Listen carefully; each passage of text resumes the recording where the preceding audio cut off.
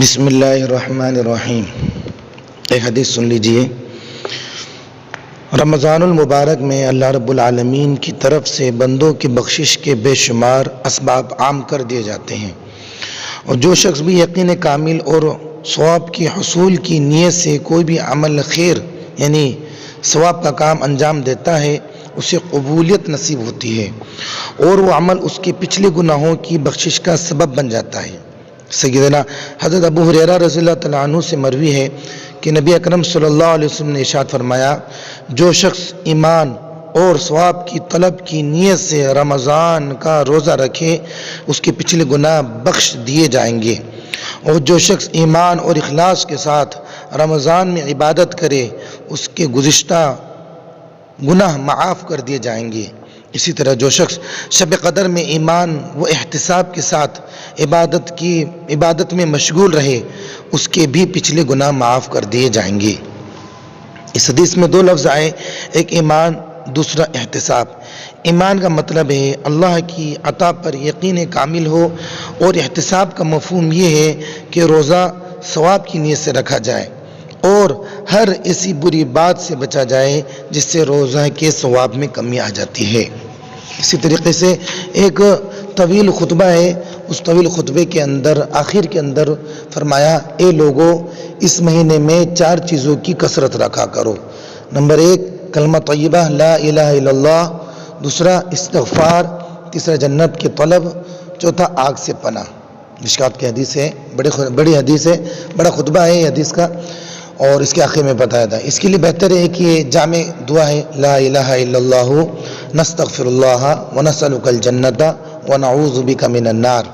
یہ 4 چیزوں اس کے اندر 4 چیزیں شامل ہو گئی۔ پھر سن لیجئے، لا الہ الا اللہ نستغفر اللہ ونسألک الجنت ونعوذ بک من النار۔ ہم میں سے ہر آدمی اس دعا کا اہتمام کریں۔ آج کی حدیث ہے، چونکہ ماحول ابھی جو چل رہا ہے وہ کورونا وائرس کا جو چل رہا ہے، جس سے ہم اور سبھی جو ہے متاثر ہیں، بلکہ پورا عالم اس سے متاثر ہے۔ اس سلسلے میں ایک مسئلہ سن لیجئے اور ایک ہدایت سن لیجئے۔ ہدایت یہ ہے کہ ہم میں سے ہر آدمی اس بات کی مکمل کوشش کرے کہ برف والا پانی بالکل بھی افطار میں استعمال نہ کرے۔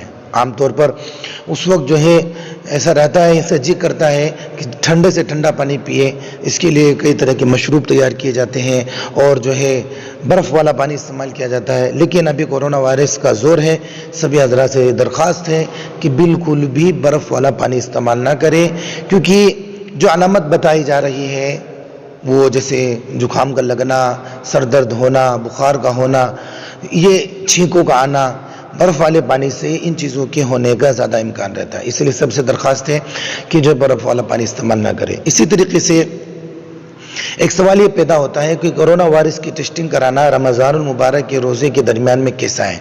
کیا اس سے روزہ ٹوٹ جاتا ہے یا روزہ نہیں ٹوٹتا؟ اس کو اچھی طریقے سے سمجھ لیجئے۔ کورونا وائرس کا جو ٹیسٹ ہوتا ہے، اس ٹیسٹ کے لینے کے لیے یہ شکل اختیار کی جاتی ہے کہ ناک کے اندرونی رطوبت یعنی گیلا پن، چکنائی، اسی طریقے سے حلق کی دیوار پر لگی ہوئی رطوبت یا چکنائی لینے کے لیے ایک پلاسٹک کی اسٹک ڈالی جاتی ہے۔ اس میں یا اس کے کنارے پر ایک روئی لگی ہوئی ہوتی ہے، جس روئی کے اوپر نہ کوئی دوا ہوتی ہے نہ کوئی کیمیکل ہوتا ہے۔ یہ ایک اسٹک اور لکڑی کی ڈنڈی کے ذریعے سے اندر سے گھما کر نکال لی جاتی ہے، بلکہ اس کے اوپر کوئی دوائی نہ ہوتی ہوئی سادی اور خشک ہوتی ہے۔ ناک اور حلق کی رطوبت لی جاتی ہے اور اس سے مشین کے ذریعے سے چیک کیا جاتا ہے۔ اگر ان کو انفیکشن ہوتا تو بتا دیا جاتا ہے کہ کورونا وائرس ہے، اور اگر کوئی انفیکشن نہیں ہوتا ہے تو چھوڑ دیا جاتا ہے۔ بہرحال اس طریقے سے چیکنگ کے ذریعے سے روزہ نہیں ٹوٹتا۔ کورونا وائرس کی ٹیسٹنگ روزے دار روزہ رکھ کر کے کرا سکتا ہے۔ اس لیے یہ ایک مسئلہ تھا، آپ لوگوں کے سامنے پیش کر دیا گیا۔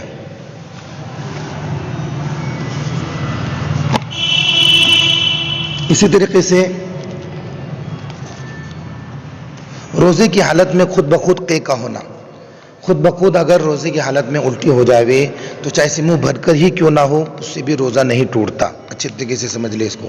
اسی طریقے سے دانت میں کوئی خون نکلا ہے لیکن اس خون کو اندر نہیں جانے دیا بلکہ جیسے منہ میں آیا اس کو فوراً تھوک دیا, پیٹ میں نہیں جانے دیا, تو اس سے بھی روزہ نہیں ٹوٹے گا. اسی طریقے سے حالت جنابت میں صبح کرنا, مثال کے طور پر احتلام ہو گیا رات کو بستر پر یا جو ہے بیوی سے صحبت کر لیا, تو حالت جنابت میں سحری کھانے کے بعد صبح صادق کے بعد غسل کرنے سے روزے میں کوئی فساد نہیں آئے گا. ایسے وقت آنکھ کھلی کی غسل نہیں کر سکتا ہے, سحری کا وقت ہو چکا تھا, تو جو ہے اسی حالت میں سحری کر لے اور صبح صادق کے بعد میں غسل کر لے اور نماز پڑھ لے. اگر دانت میں کوئی کھانے کی کوئی چیز رہ گئی ہے, اگر کوئی غذا چنے کی مقدار سے کم دانت میں پھنسی ہوئی رہ جاوے, پھر منہ سے نکالے بغیر اس سے نکل جاوے تو روزہ فاسد نہیں ہوگا. لیکن اس غذا کو نکال کر کے پہلے ہاتھ سے چیک کر لیا, اب تو چاہے سے تھوڑی سی بھی کیوں نہ ہو, اس کو نکل جانے سے بھی روزہ ٹوٹ جاوے گا. اس لیے, اور اگر چنے کی مقدار سے زیادہ ہے اس کے نکل گیا تو روزہ ٹوٹ جاوے گا. اسی طریقے سے غسل کی ٹھنڈک حاصل کرنے کے لیے, بدن میں حاصل کرنے کے لیے کوئی آدمی غسل کر رہا ہے تو بلا کراہت درست ہے, اس طرح کر سکتے ہیں.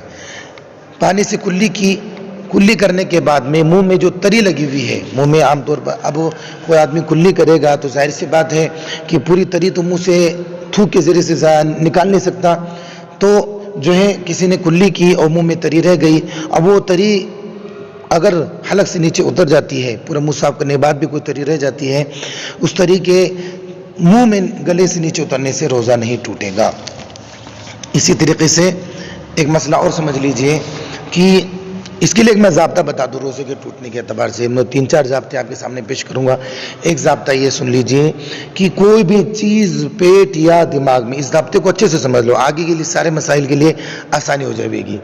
کوئی بھی چیز پیٹ یا دماغ میں اصلی سوراخ سے پہنچے تو روزہ فاسد ہو جاتا ہے, روزہ ٹوٹ جاتا ہے. مسامات یا رگوں کی راہ سے پہنچنے سے روزہ نہیں ٹوٹتا. اس کو اچھے طریقے سے سمجھ لے.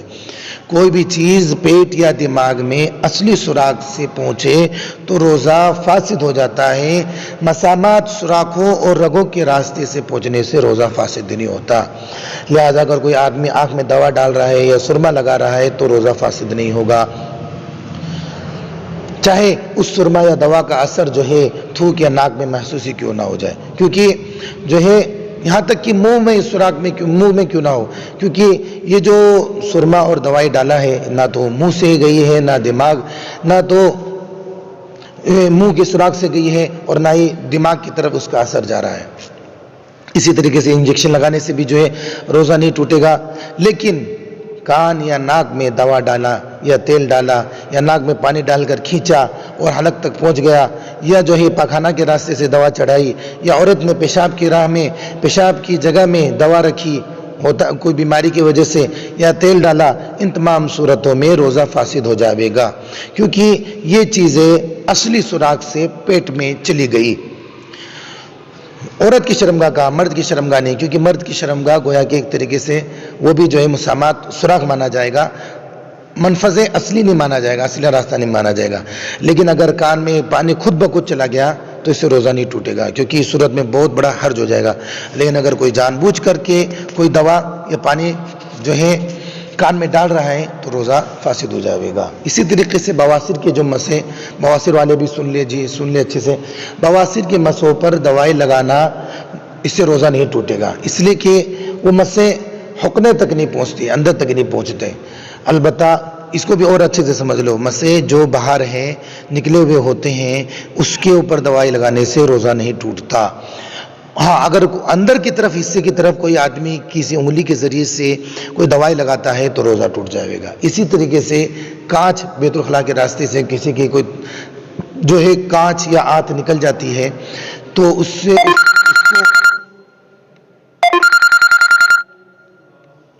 تو اس کے اوپر جو ہے حقنہ, تو اس کے اوپر اندر چڑھانے سے روزہ ٹوٹ جاتا ہے, اس کو اندر چڑھانے سے روزہ ٹوٹ جاتا ہے. اس لیے جب بھی استنجا کرے تو پہلے اچھے سے اس کو صاف کر لے اس جگہ سے. اگر کسی کے جو ہے کانچ وغیرہ نکلتے ہیں تو پہلے اس کو اچھے سے صاف کر لے, اس کے بعد میں کھڑا ہو, اس کے بعد تاکہ وہ گیلی کانچ اندر نہ جائے. چند باتیں ہیں. اللہ تبارک